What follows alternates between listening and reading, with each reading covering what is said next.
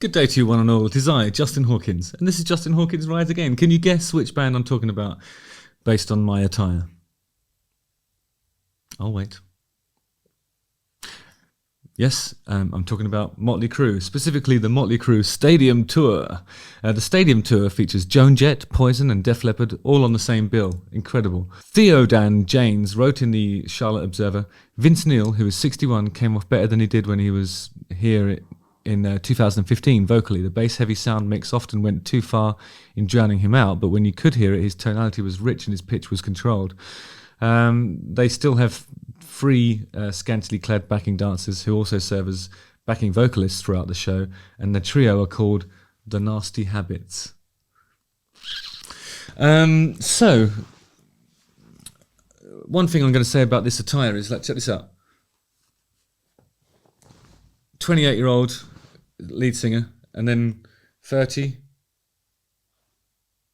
35, 50 and above. See, it's the ever-expanding headband.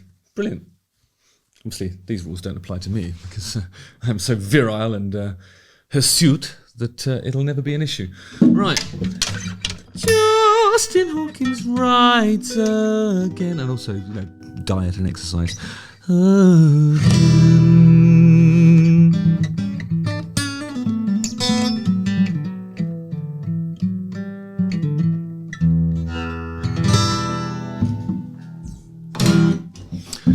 Right, let's have a little look at some footage. This is the footage from the 19th of June this year in Orlando.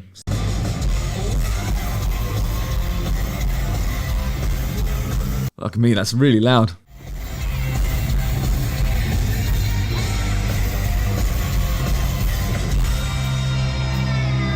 Wow, it's awesome. What's wrong with that?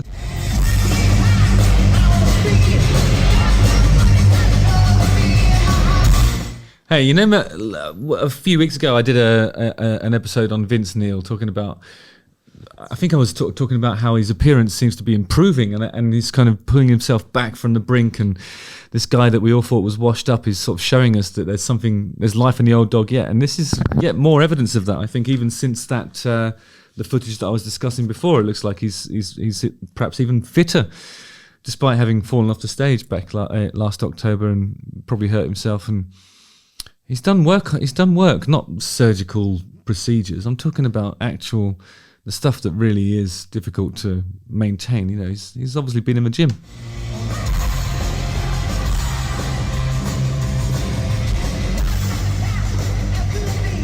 I mean, yeah, some of it's flat. Okay, I'm going to say that, but that's what you want your singers to be. You want them to be flat, sharp. You want them to forget the words occasionally. This is not a recital of a piece of classical music that has to be played note perfect.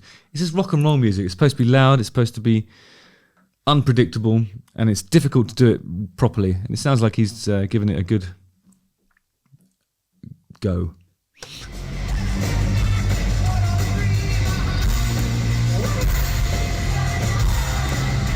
And the Nasty Habits, the three scantily clad dancing and singing people, they're doing a good job of the singing. I mean, far be it for me to comment on the scantily cladness of it. I mean, I'm sure that's part of the job, and was certainly a consideration during the recruitment process, but I don't look, I only listen.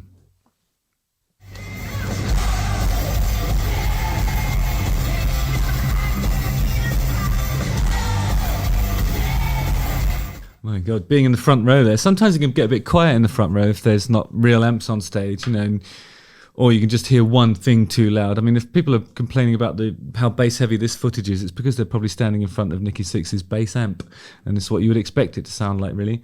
But I can hear the bass drum really hitting people in the chest in that front row. It's really exciting.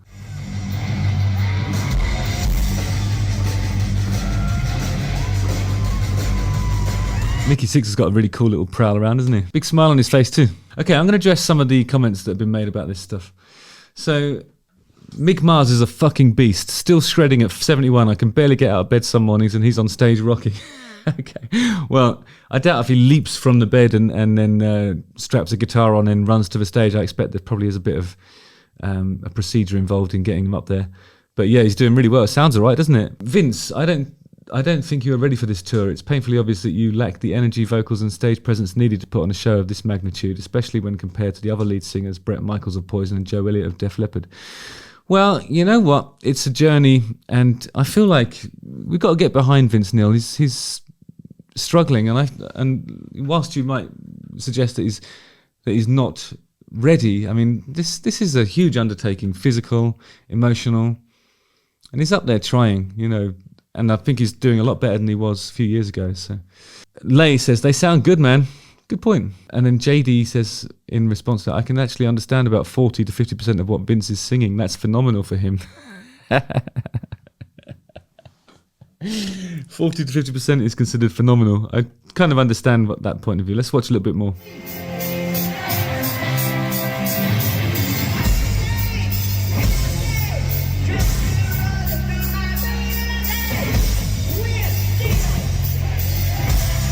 You know, the other thing is, like, aside from any sort of perceived lack of physicality in his performance, I mean, singing like that actually takes it out of you. That's pretty high what he's doing, and it's high mid as well. He's not singing in falsetto. He's created a rod for his back by making those records in the first place, and this is what he has to do to get those notes out.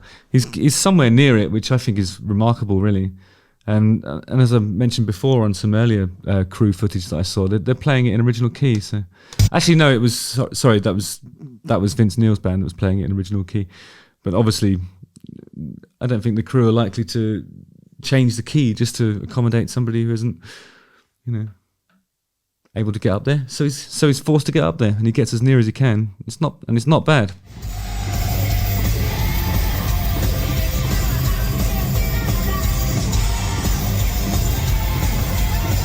It's a huge stage. There's no sort of intimacy or connection between the players. Sometimes you see like an enormous stage area in a stadium show, but the band are really sort of condensed, and they still have that connection because they're playing with each other and they're near to each other. But the Crue have really bravely gone for this thing of like everybody's 100 miles away from each other and really trying to fill the space. I think that actually takes it out of you energy wise, and it makes it much more difficult to get a vibe going.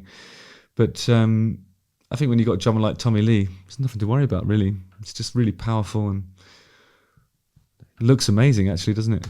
I mean, look, it's got to be 30 meters away from Nicky Sixx at this point. And here comes Mick Mars for another 100 miles away in the other direction.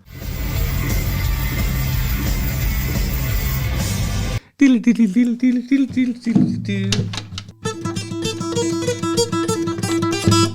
got this sort of what Mick Mars is doing now in his solos is quite an economical technique, really, to sort of give the illusion of playing something fast, but in fact you're just hammering off.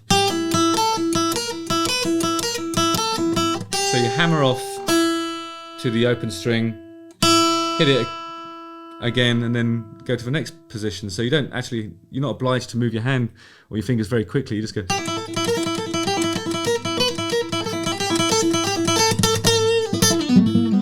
You know, it's like that.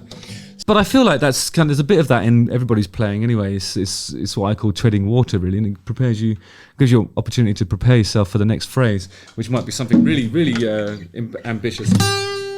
You'd be like, I wonder what I should do next. I know. You know what I mean? Go up there and do something cool. But it gives you a chance to think, those sort of treading water things that sound impressive, and it makes people look at it and go, look at those notes, it's off over there, you know, at which point you take a left turn and do something else interesting. I mean, I'm not sure if people actually say those words when they're watching guitar solos, but I do. Like a no. Oh yeah.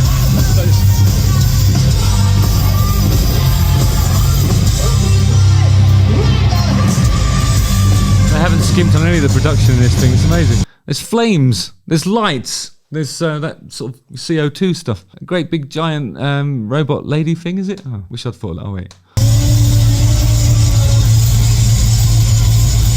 Okay, the scantily clad people of nasty habits are doing some sort of stretches and lunges and getting themselves ready for the next song, I suppose. They know that this one's winding up and it's time to move on. Vince Neil doesn't need any of that stuff. He just does this and spins around and stuff. It's awesome. Woo! Wah! That's a hell of an ending.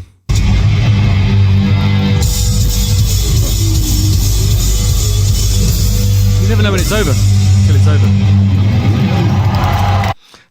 It's always a fight to see who can have the last word. On this occasion, I think it was probably Nikki Sixx with a bit of a whoop, but then Mick Mars did a, but the last thing you hear is woo. So, all in all, I would say I declare Nikki Sixx the winner of that song. Right, brilliant stuff. So, don't know what to say to you, really. I mean, it sounds like there's a lot of exciting stuff going on in that stadium tour. Vince Neil's controversial performance style, but he's up there singing the stuff and he's doing it. I mean, when I say up there, I mean note-wise, he's nearly there, and continues his road to improvement and the road back, really, to being the force that he was perhaps in the 80s. All right. Justin Hawkins rides again.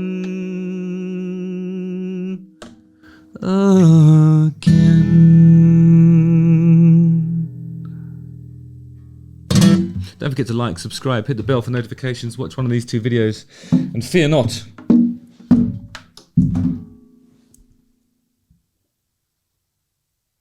We have nothing to fear.